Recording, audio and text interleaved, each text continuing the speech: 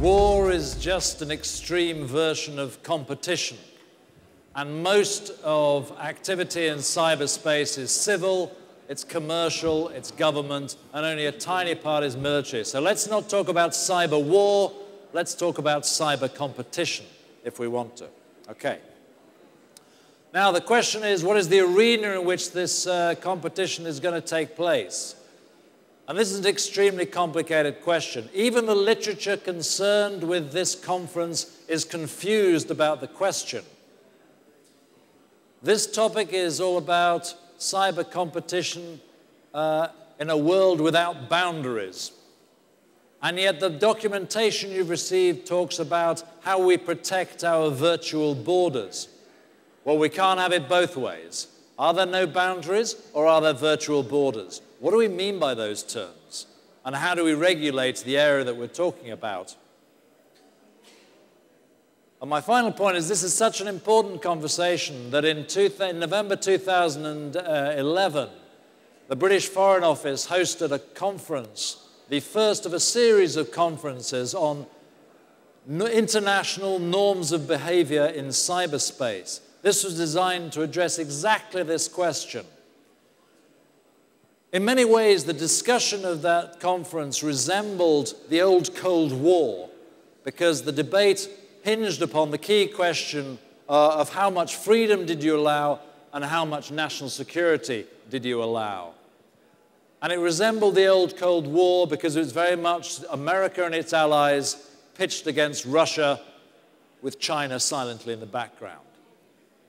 Now, the people missing from that audience and that debate and the people who simply didn't turn up for that conference were people from the Gulf region. And I'll be particularly interested to know what people from the Gulf region think about that balance between personal and economic liberty and national security and where you draw that interesting line. Because that's one of the key political deciders in how you might wish to regulate cyberspace, if at all.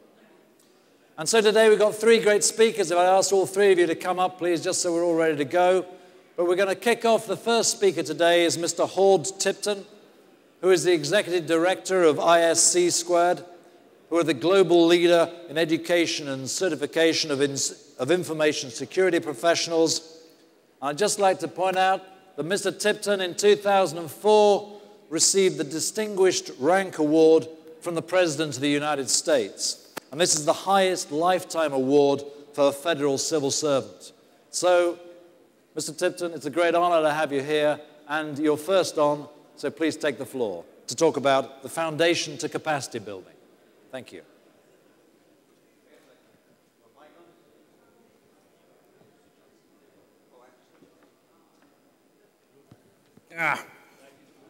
Now I'm on. Okay, right. This is probably not good protocol, but I want to start off by, first of all, disagreeing with the Major General on this. I indeed believe we are in a cyber war. And this is why. We're used to espionage, we're used to spying. It goes back for a long, long time. And as long as you're infiltrating, you're stealing information, that seems like it's been acceptable to a degree until you get caught.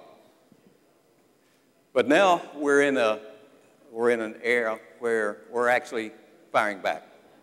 We're actually developing offensive capabilities. And I just wanted to talk a moment or two about that. I find it very disturbing. I find it an entirely new arena of cyberspace. And if I figure out how this works, I'll get to the slide. I have no timer up here, Major General, so you'll have to tell me when my 8 minutes are up, I suppose. Okay? First of all, I want to talk about just some of the things that these are familiar names to most of you. But what makes them different are they're very sophisticated. And when you break these things down, it's pretty apparent that the average person didn't really develop these. So My slide says war is embracing the cyber realm. I think it's already there. So I'll ask you as an audience, how many of you think that we are actually in a cyber war? Show of hands. I don't know, Major, maybe it's split. Let's say if we're not there, we need to be thinking about what happens when we start teetering on the edge. There's numerous examples, which I don't have time to go into today, that will point out that nations, countries are developing offensive, first strike, offensive tactics. They're quite open about it. It's really no big secret.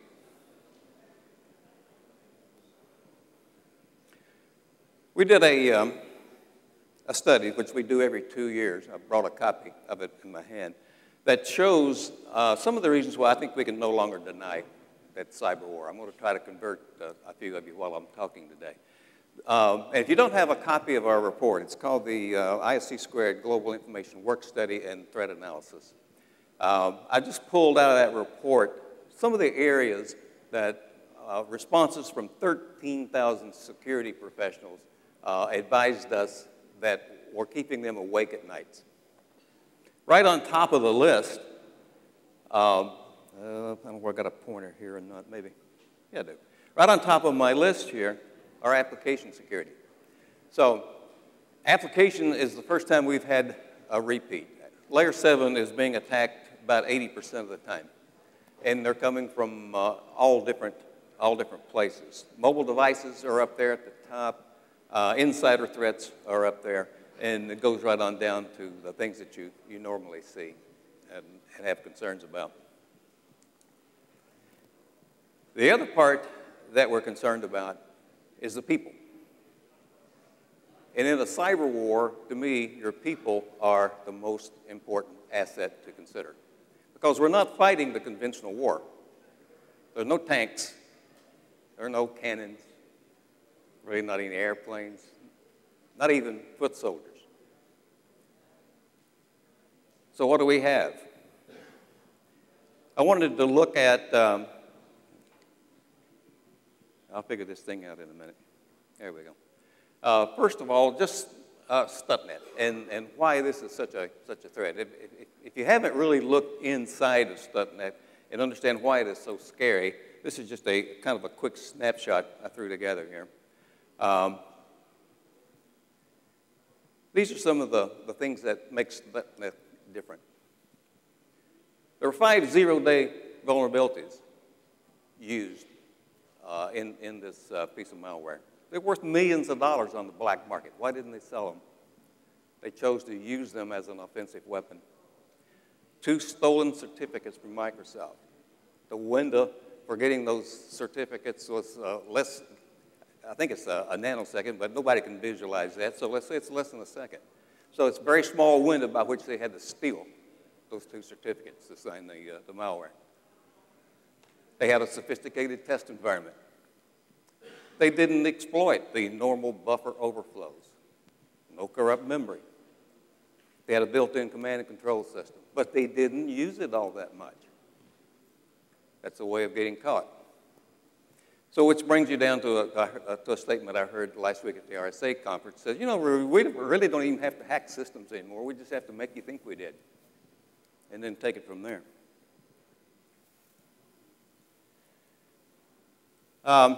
So there is a global ethical debate required on this. And then a lot of this considers around just how prepared are we in today's age to engage in something like this. Whether we defend ourselves or whether you're going to be an offensive first strike, what is your strategy? Do you have a strategy?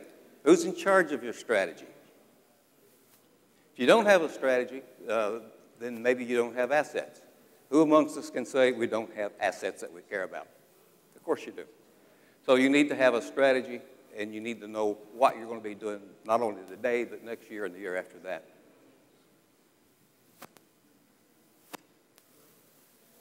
Greater international collaboration is needed. We're an international company, organization. We're a not-for-profit. Our mission is security. We don't do security for the dollar or for the bottom line. It's our job to train people, the people that you're going to need. And we do it on an international basis where our people are recognized in any country that you go in. We have 90,000 members in 137 countries. We have capacity building that's extremely important. I declare that the weapon of the future is the brain. Not the gun, not the airplanes, not the tank, it's the brain. So how much brain power do you have? How are you collecting the brain power? How are you recruiting? How are you exercising that brain power? That word used to be, don't get outsmarted. Well, that's what will happen. So capacity building in terms of workforce, understanding the legal framework, law enforcement, business, societal institute, everyone has a piece of this. You have to understand how it works. These are the foundations upon which it works. Qualified personnel, smart brains, education. You got to have affiliations with your universities, and you got to be aware. Skilled professionals need. It's recognized now. 2/3 of the respondents in the study acknowledged that they have a severe personnel shortage. They are short of brain power. We need more people in this space. Credentials.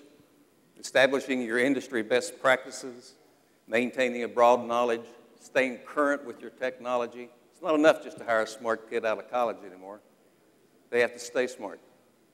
What are you doing in your organizations to make sure that the people that you have stay with you, one thing, and then secondly, retain their edge? And then we stand for a code of ethics. You have to do the right thing for the right reason. These are just some of the credentials that ISC Squared has developed over the last 25 years. And these are for discussion. We have a booth in the back, and we'd be glad to talk to anyone. And as I say, we're not-for-profit, and we will work with any country, any organization, or any company to build you what you want if we don't have it. And I'll stop. It's always a good start to a provocative debate if the panelists can't agree amongst themselves. But given that the United Kingdom never agreed with George Bush that we were at war on terror, you wouldn't expect Hord and myself to agree on a definition of war here either. So we look forward to your questions on that later. But now the second speaker is Mr. Philip Victor, who is the Director of Policy and International Cooperation at Impact. He's been 28 years in the IT and cybersecurity business, and he's going to talk to us about where international cooperation is today. Thank you. Good afternoon, ladies and gentlemen, or good morning still. Yes, I'm going to keep it short on a couple of slides here to talk a little bit about the international cooperation part from the ITU Impact perspective. My chairman spoke yesterday a little bit. My colleague from ITU, Marco, has spoken a little bit. And I just want to show you a few more things on where we are today in terms of international cooperation. I think we are all here today because there is an issue. We all know that cyber threats exist. We talked a lot about how we need to work together. And I see that regional cooperation is building up in many regions today.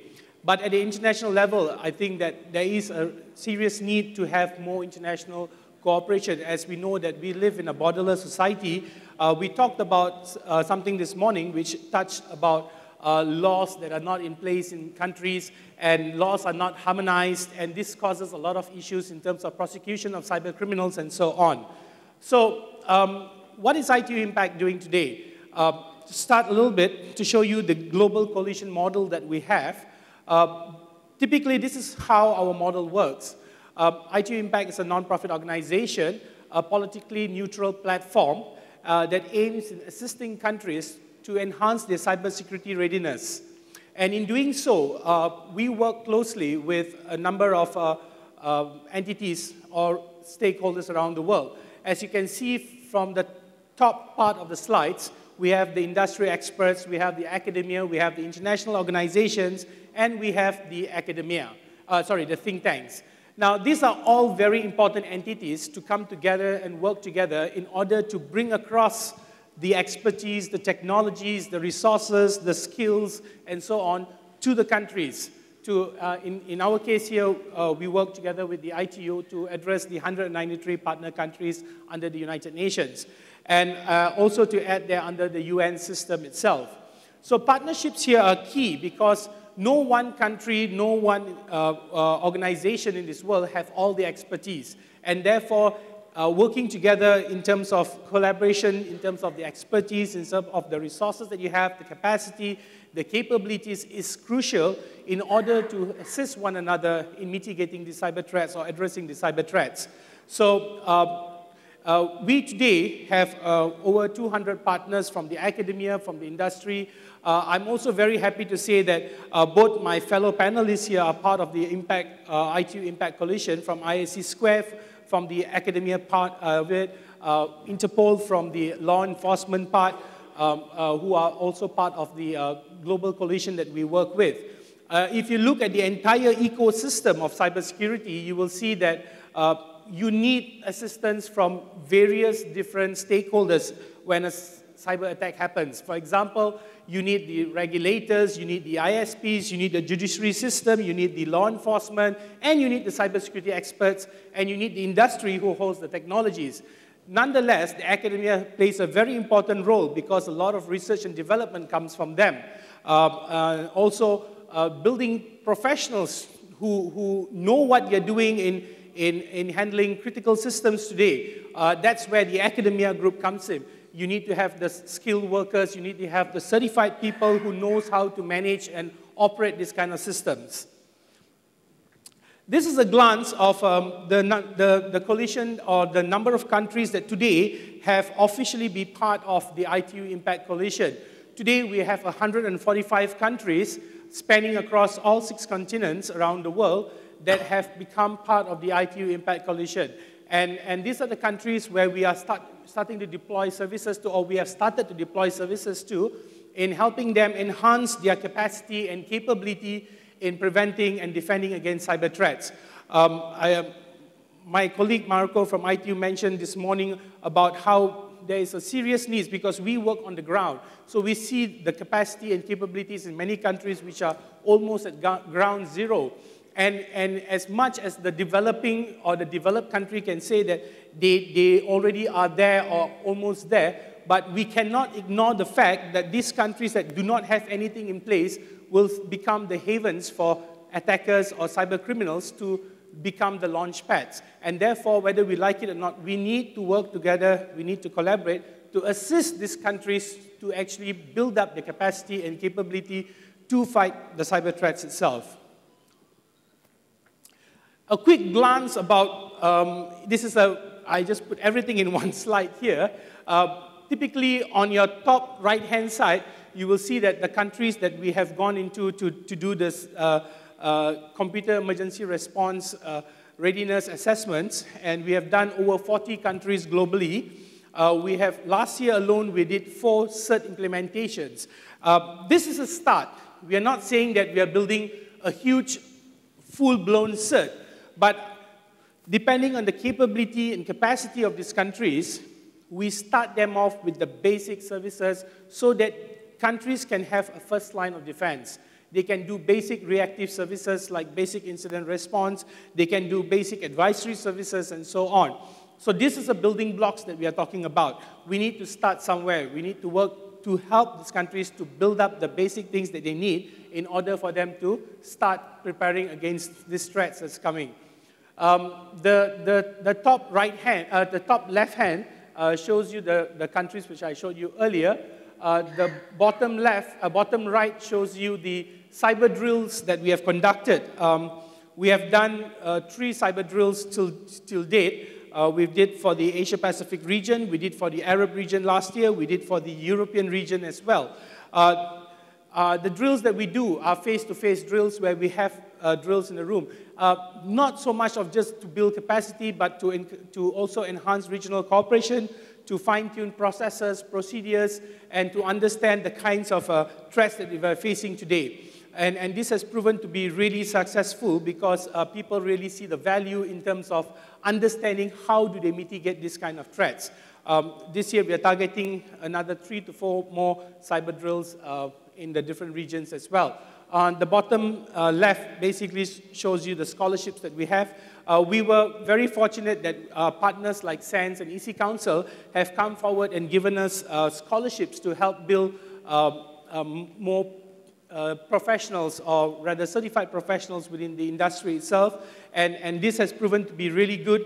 And we are helping a lot of countries create more cybersecurity professionals globally. I think till date, we have deployed scholarships across over 46 countries, I think now. Over 400 scholarships that have been deployed throughout these countries. Last but not least, we talked a lot about the ITU Impact Regional Center. And this is a start to going into the regions to become, in order for us to be even more efficient and effective in delivering the services, we are now localizing the services for regions. As you know that we face with cultural differences, we face with language challenges in different regions. And the best way forward is to look at how we can regionalize our services. And we are so happy that we are announcing this in the Arab region here in line with the Cyber Defense Summit. And I think you heard a lot about this. But typically, the purpose here is to create more efficient service delivery, to localize in terms of language, cultural differences, and so on and so forth. Okay, my time is up, and this was my last slide. Thank you very much.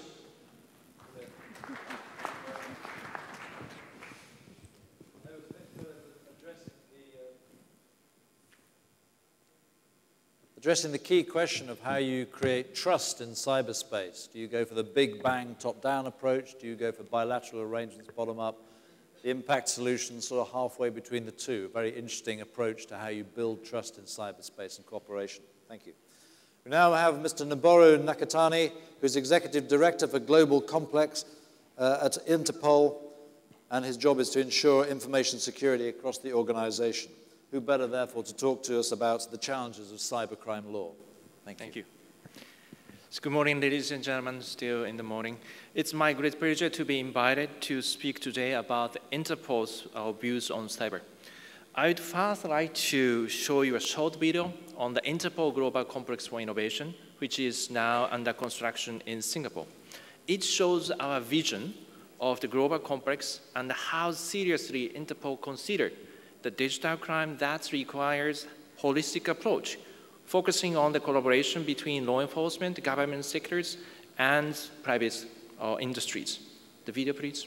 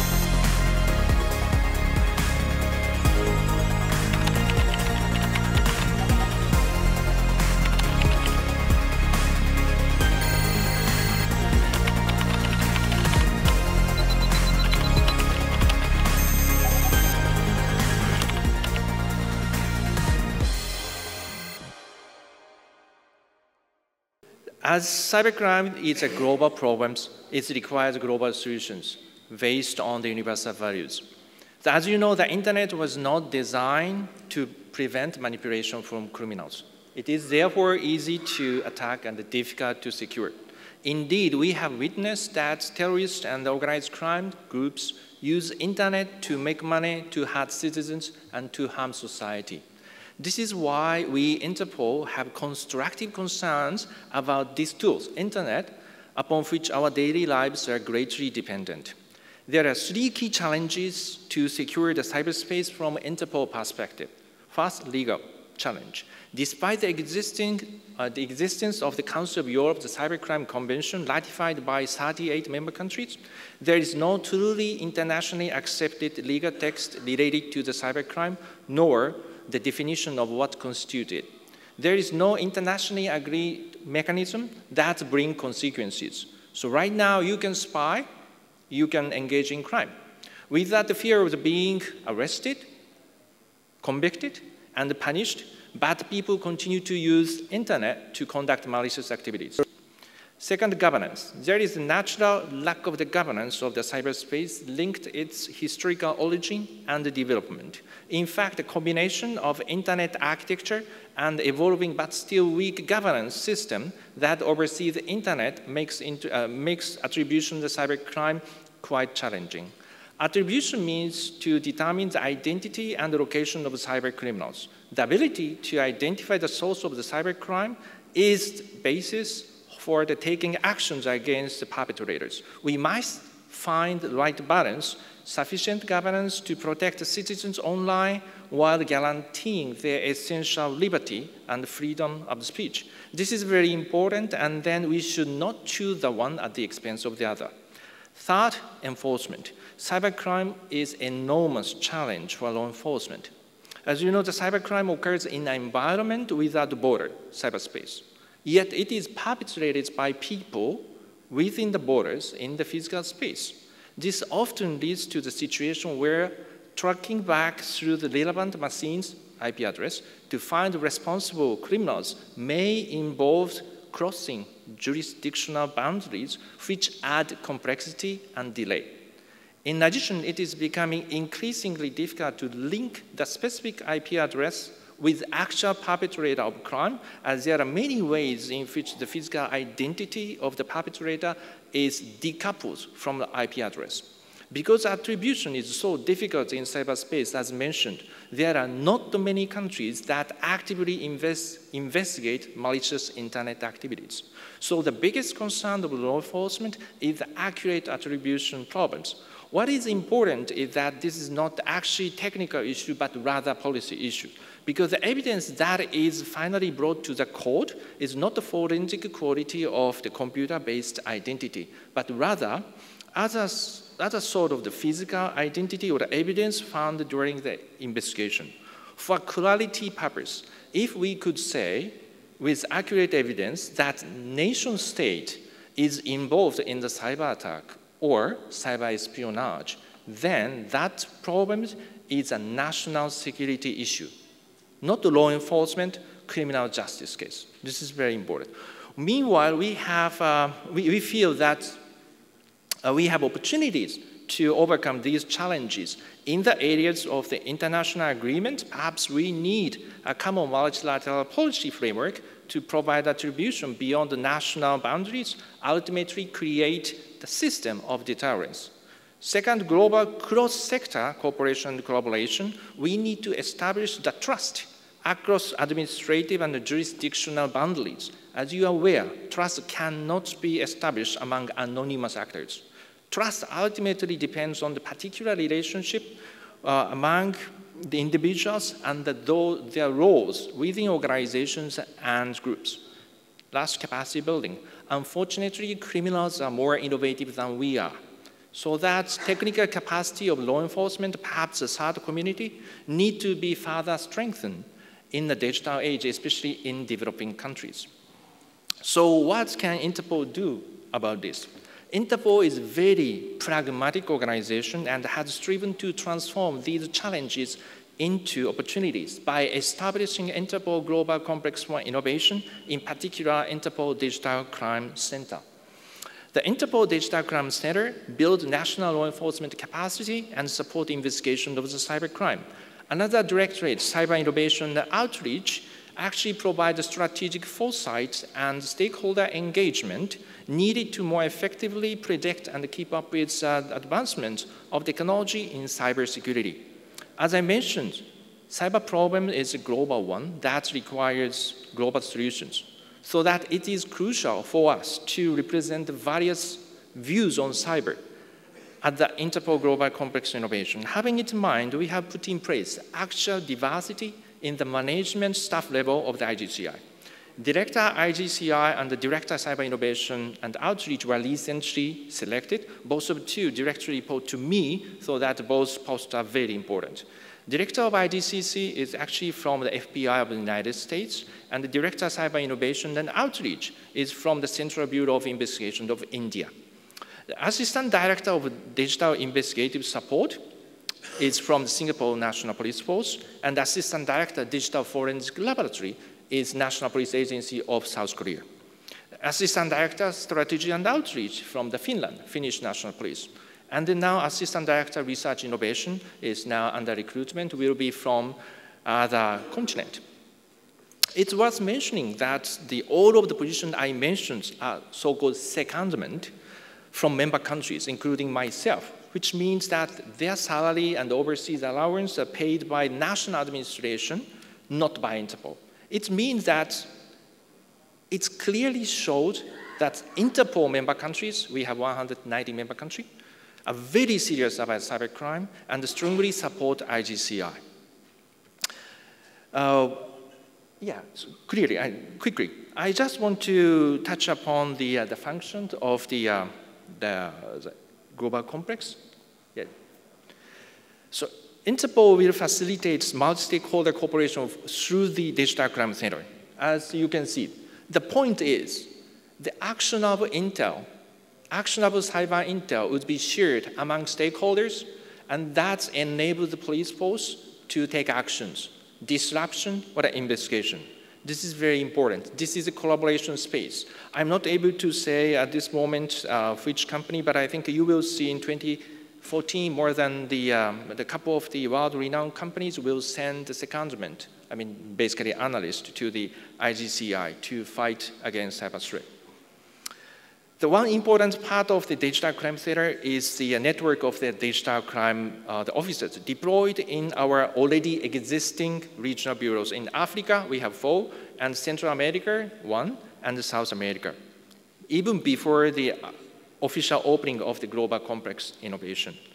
I think the point is that we have to encourage member countries to strengthen their ability to investigate the cybercrime. Capacity building is very important. In this context, the ITU and the Impact Initiative to establish the Regional Cybersecurity Center here in Oman is a really good idea. As Interpol does not have the regional bureau so far, I hope that we could in the future. In the Middle East, it's quite natural for the Interpol to think of a future collaboration with the Regional Cybersecurity Center in Oman together with ITU and the Impact with regard to the Interpol initiative of the capacity building in this region. To conclude, the law enforcement's primary responsibility is and always will be to ensure the citizens' safety and security regardless of whether they are online and on the street. It doesn't matter. Interpol Global Complex for Innovation, through its Digital Crime Center, will seek to help national law enforcement to do so for a safer world. Thank you so much for your attention. Thank you. Well, yet another talk about encouraging countries to investigate and prosecute cybercrime. The whole basis of voluntary cooperation, or should it be compulsory? It's a familiar theme. We started off talking about people being the front line, we moved on talking about nations cooperating, and then again we talk about the problem of attribution. And unless we crack that one, it does make the whole legal approach seem a bit fruitless, or is it? Let's throw the door open to you and let's have questions, please.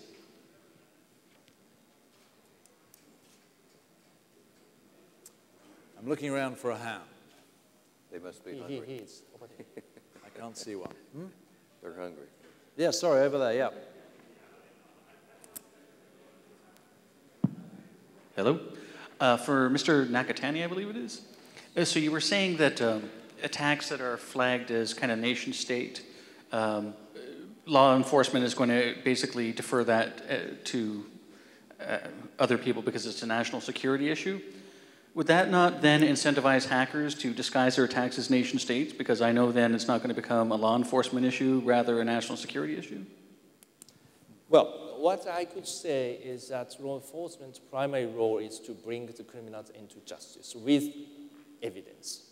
So it's actually the preciseness of the evidence, accurate information is available for the law enforcement. I would say sufficient, the evidence is available for the law enforcement, whatever actions are taken by whoever.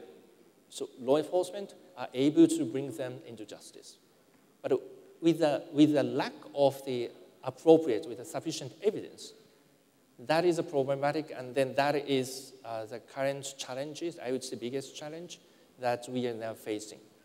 So I think that's national security issues, of course national security issues. But it's up to member countries whether they're going to put it to the law enforcement for the justice purpose, or they might take another actions from the national, I would say, interest perspective. Does it answer to your question? Yeah, that's good. Yeah. Another question, yep, Tom? Yeah, this is another one for Noboru Nakatani. There are clearly quite a few links in the chain between a crime and bringing somebody to justice. Which would you say is the highest priority of these choices? The first one is potentially bringing a degree of consensus around what is legal and illegal, a consensus of the framework of law. The priority to be able to effectively investigate in order to identify the criminal, or the putting in place means by which, through extradition or otherwise, that individual could be brought to justice.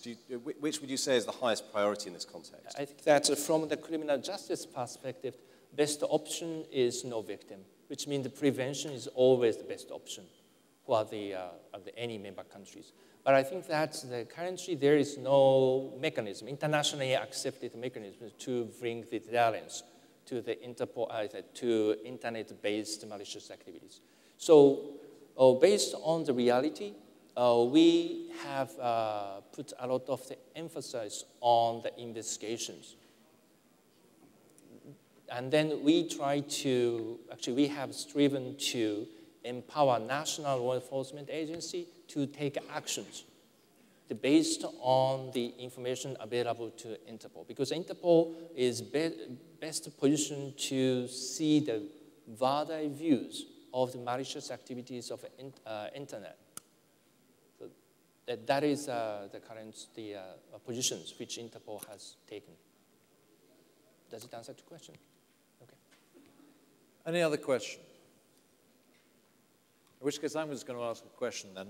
If attribution is such a problem, I mean, do we think there's any hope? Does anyone in the room have any hope that we'll ever crack the attribution problem? Because it seems to me that if we can't crack the attribution problem, then the law enforcement route on cyber crime is pretty fruitless. What do people think about that?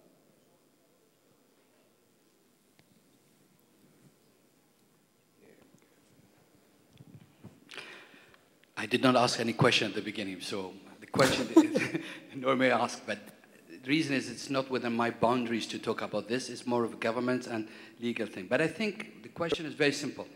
When you talk about attribution, is that who is the cause for that entity to do that kind of hacking or things? If you look at it, I think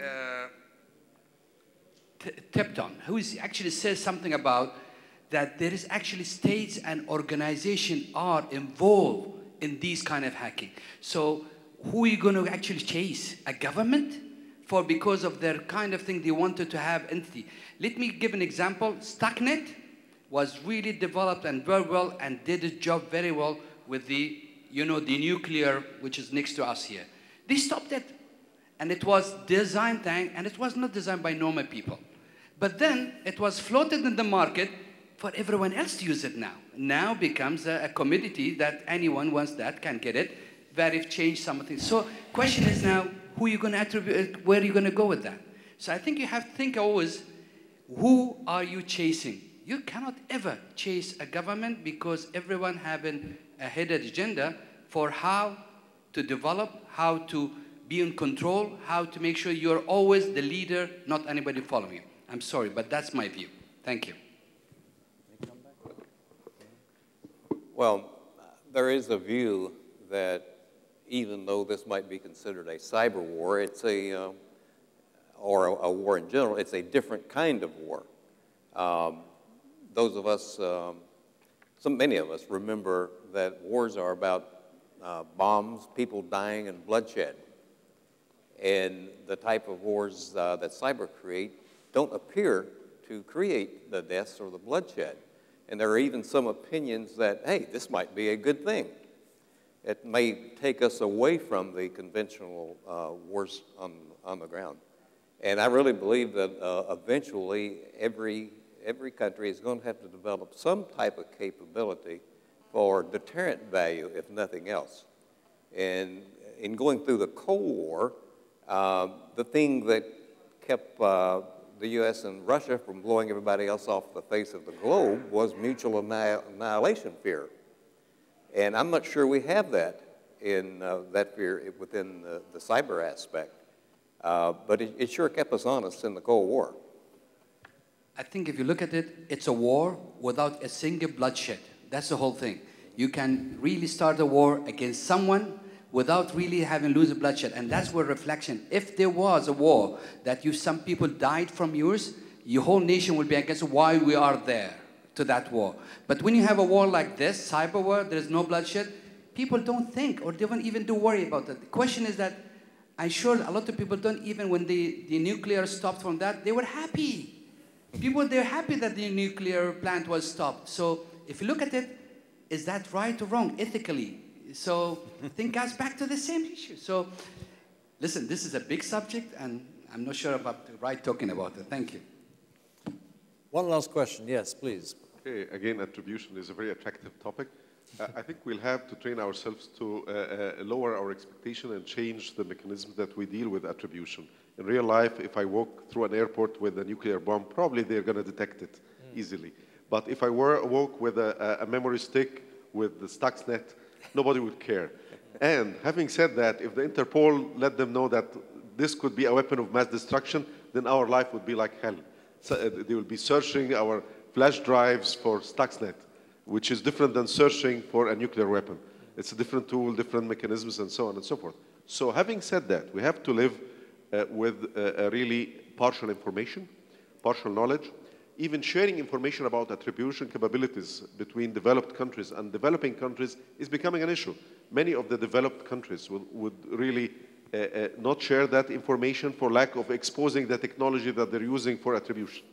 And their accuracy in attribution, that's what I heard from many leading countries, will not exceed 2 and 3 cases, which is very low in our case. And if you couple this with what you said earlier in the morning session about really the right of a country to defend itself with traditional weapons and if attacked in cyberspace, I think this is a right for all countries, and it will be done whether we like it or not, for a simple reason. We're not talking about somebody hacking into a computer and wiping like what happened to Aramco. But imagine that this resulted in loss of human life. If it is a hospital system, if it is a SCADA control system that control a power plant, and if something goes wrong, we all expect this. So if this happens, then will be a lot of political pressure on decision makers to have some retaliation. And as such, I think it would be an instance where we are sure who's attacking that country that we retaliate. The problem is it is 2 to 3 cases in the best case scenario, and it could be worse. So we should be ready as an international community to share information more, to be open about attribution as much as possible, and to make sure that we somehow have some mechanism. Like in the Cold War, there was a hotline between the Soviet Union and the US, so that you don't misfire nuclear weapons just because of a threat. In cyberspace, it is very dangerous because you have non-state actors, you have states acting on behalf of other states or in place of other states, and it could be extremely tricky. So again, I guess, and with the understanding of many international organizations, we should deal with the issue differently. Thank you. We're out of time, and we haven't addressed one question, so I'm going to ask the question of my panelists and force them to give a one-word answer, yes or no. And the question I'm going to ask them is this. Is it feasible to talk about national virtual cyber borders or not? National what? National virtual cyber borders or not? Tord, yes or no? No, I do not believe. Yes. Yes. There you go, 2-1, we have it. Okay, thank you. Tom. I'm going to have to draw you on that, Jonathan, to see whether we have a true majority or a hung verdict. What's your answer? No. 2-2. Can we thank both the audience for their questions, but particularly the panel for their inspiring and insightful contributions to this conference.